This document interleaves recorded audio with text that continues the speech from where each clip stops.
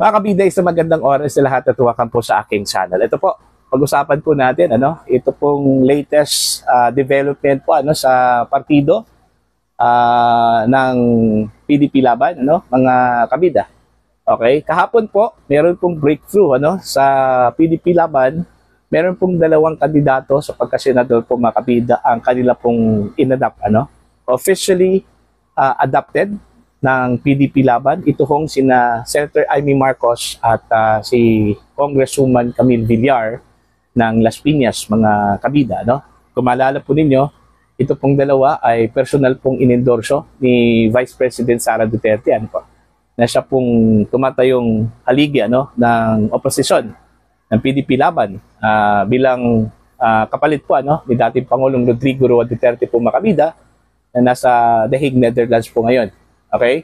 Since ito po o itong dalawa po ang inendorso po ni Vice President Sara Duterte, and since magkapareho po yung kanila pong goal, which is to save the Vice President from the impeachment trial diyan po sa Senado, kaya naging practical lang po, mga kabida, ito pong PDP Laban. And since kulang po sila ng dalawa, 10 lang po yung kanila pong mga kandidato, so nararapat lang po na kanilang i-absorb ito pong dalawang mga candidates na inendorso po ng kanila pong head na si Vice President Sara Duterte. Ito, babasahin ko lang po ang balita, mga kabida, mula sa GMA News Online.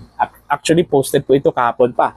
Pero updated po ito, mga kabida, kanina lang po. Ang kanila pong headline po dito, mga kabida, PDP Laban adopts Amy Marcos, Camille Villar in Senate slate. Alright. Ito po, babasahin ko po yung kanila pong balita. The Duterte-backed PDP Laban has officially adopted Senator Amy Marcos and Las Piñas Representative Camille Villar as guest candidates in its senatorial slate for the May 12 midterm elections. The party made the announcement on Saturday, the last day of the 90-day campaign period for senatorial and party list candidates. In a resolution released late night Saturday, the party, or political party chaired by former President Rodrigo Duterte, said that there is a need for more allies to protect the Vice President against impeachment. Vice President Sara Duterte has personally endorsed both Marcos and Villar. PDP Laban also emphasized that it is practical for them to have a 12-person senatorial lineup. Ayan.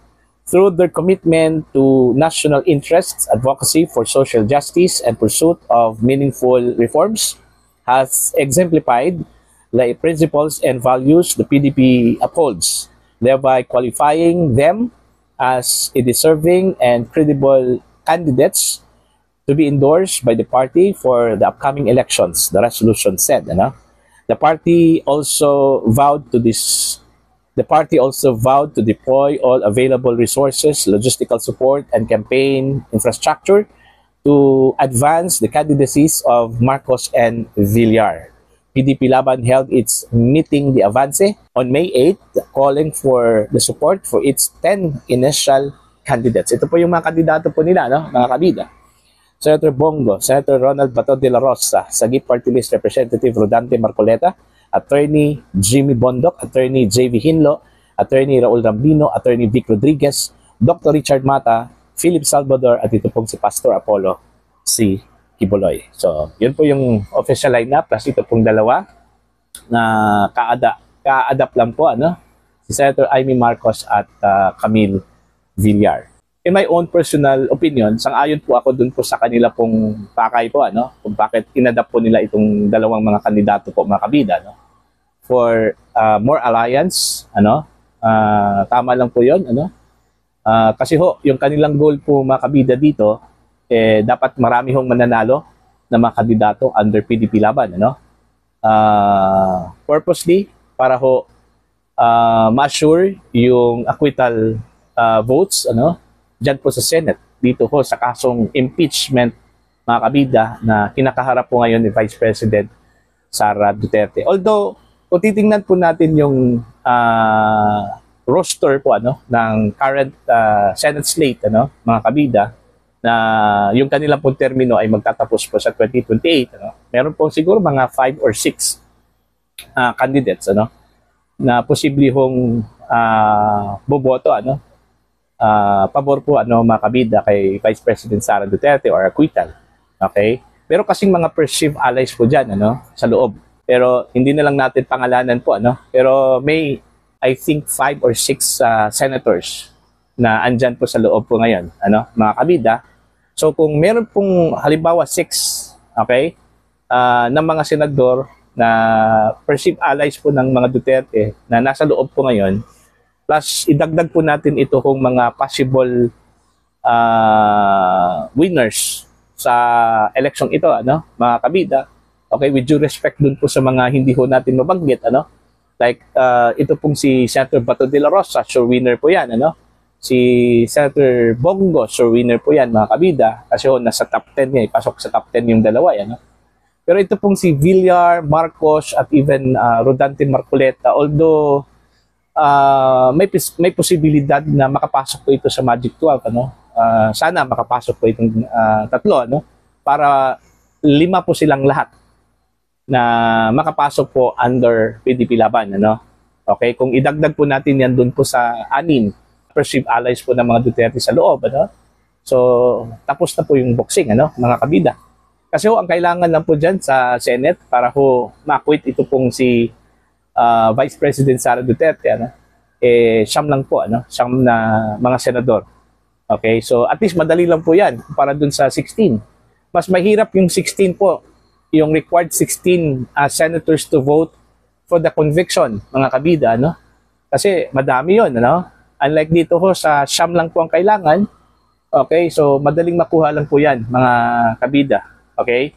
So yung 6 na sinasabi ko po na perceived allies dyan po sa loob na magtatapos yung kanila pong termino by 2028, posibleng madadagdagan po yan mga kabida sa mga current members o current roster po ng Senate kasi hindi ko kinot yung iba doon mga kabida, pero posibleng boboto yon in favor po kay Sara Duterte So yun po, maganda yung ginawa po ng PDP Laban at least naging practical lang po sila mga kabida.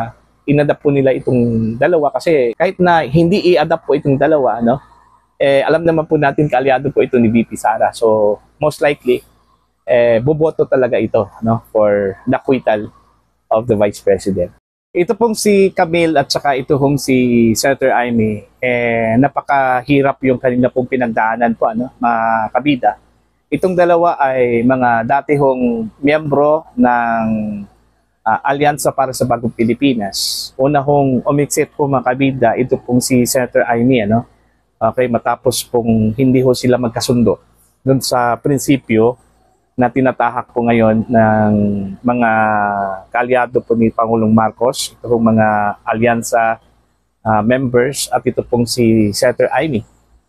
Magkaiba yung kanila pong prinsipyo mga kabida, lalong-lalo na po doon po sa isuho ng pag-aresto at pagdala ho kay dating Pangulong Rodrigo Roa Duterte doon po sa International Criminal Court.